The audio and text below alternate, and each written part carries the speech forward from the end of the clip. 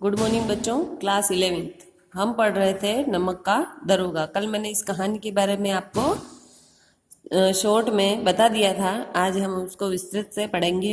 आप अपनी बुक खोल के ये वीडियो देखें ताकि आपको समझ में आ जाए।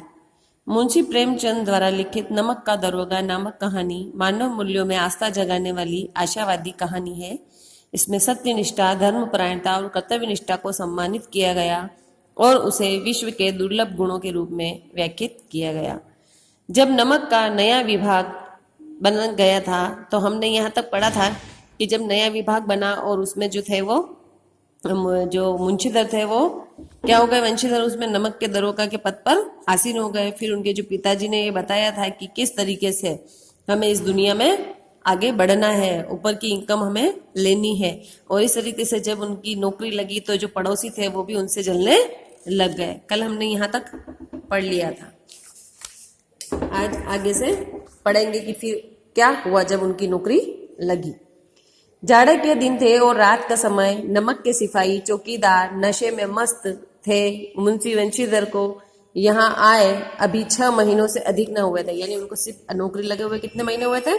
6 महीने। लेकिन थोड़े समय में ही उन्होंने अपनी कार्यकुशलता और उत्तम आचार से अफसरों को मोहित कर लिया था।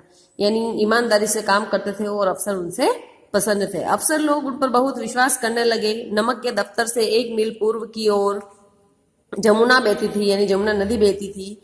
उस पर नावों का एक पुल बना हुआ था। दरोगा जी किवाड़ बंद किए मीठी नींद सो रहे थे। अचानक आंख खुली तो नदी की प्रवाह की जगह गाड़ियों की गड़गड़ाहट और मल्लाहों का कोलाहल सुनाई दिया। यानी जब वो सो रहे थे तो जहां पानी की आवाज आती है उसकी जगह गाड़ियों की आवाज आ रही थी और लोगों की आवाज आ रही थी।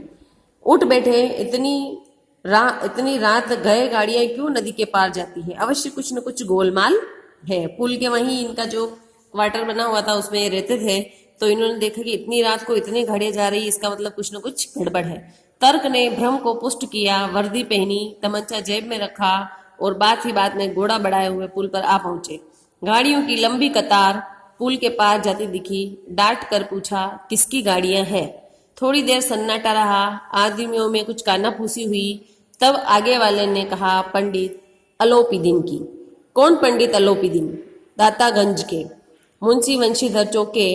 पंडित अलोपीदीन इस इलाके के सबसे प्रतिष्ठित जमींदार थे। समझ में आया आपको? सबसे पैसे वाले अलोपीदीन जो थे वहां के प्रसिद्ध जमादार थे। लाखों रुपए का लेन देन करते थे। इधर छोटे से बड़े कौन ऐसे थे जो उनके ऋणी नहीं थे, यानी सबको उन्होंने उधार दे रखा था। व्यापार भी बड़ा लंबा चौड़ा था। बड़े चलते पुरते आदमी थे। अंग्रेज अफसर उनके इलाके में शिकार खेलने आते और उनके मेहमान होते, यानी अंग्रेज भी उनके सामने झुकते थे। 12 मास सदा व्रत चलता था। मुंशी जी ने पूछा, गाड़ियां कहाँ जाएगी? उत्तर मिला, कानपुर। लेकिन इस प्रश्न पर इनमें क्या है? सन्नाटा छा गया। सबने पूछा कोई बात नहीं जा रही, लेकिन इनसे क्या है? दरोगा साहब का संदेह और भी बढ़ा। कुछ देर तक उत्तर की बाट देखकर वह जोर से बोले, क्या तुम सब गूंगे हो गए हो? हम पूछते हैं इनमें क्या लदा है? मैंने आपको पहले ही बताया कि नमक जो है ईश्वर प्रदत्त वस्तु है और उसका आप चोरी छुपे जो है उसका व्यापार नहीं कर सकते हैं। तो ये जो इसमें था उसमें नमक के थैले भरे हुए थे जिनका चोरी छुपे व्यापार हो रहा था। जब एक बार भी कोई उत्तर न मिला तो उन्होंने घोड़े को एक घाड़ी से मिलाकर बोरे को टटोला। भ्रम दूर हो गया। यह नमक के डेले थे, यानी जो आखा नमक होता है, बड़ा का बड़ा होता है पत्थर जैसा, फिर उसको पीस के हम बारीक करते हैं। पंडित अलोपीदीन अपने सजीले रथ पर कुछ सोते कुछ जागते चले आते थे। अचानक कई गाड़ी वालों ने घबराए हुए आकर जगाया और बोले, महाराज दरोगा ने गाड़ियां रोक दी है और घाट पर खड़े आपको बुलाते हैं। पंडित अलोपीदीन का लक्ष्मी जी पर अखंड विश्वास था। लक्ष्मी जी मतलब पैसे पर, कि पैसे से सब कुछ खरीदा जा सकता है। वह कहा करते थे कि संसार को तो कहना ही क्या, स्वर्ग में भी लक्ष्मी का ही राज्य है। उनका यह कहना यथार्थ ही था, यानी सच्चाई है। जहां आपने पैसे दिए वहां आपका काम हो जाता है। न्याय और नीति सब लक्ष्मी के ही खिलौने हैं, यानी आपको न्याय चाहिए तो पैसे फेंको और न्याय मिल जाएगा।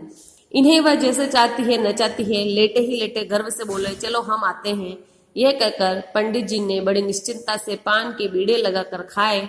फिर लिहा ओढ़े हुए दरोगा के पास आकर बोले, बाबूजी आशीर्वाद कहिए, हमें ऐसा कौन सा अपराध हुआ कि गाड़ियां रोक दी गई? हम ब्राह्मणों पर तो आपकी कृपा दृष्टि रहनी चाहिए। वंशीधर रुखाई से बोले सरकारी हुक्म है, कि ये हमारा सरकारी हुक्म है कि हम नमक की जो बोरे हैं वो बिना कागज के इनको आगे नहीं भेज सकते। बस इसके आगे जो है हम वो कल पढ़ेंगे। Thank you.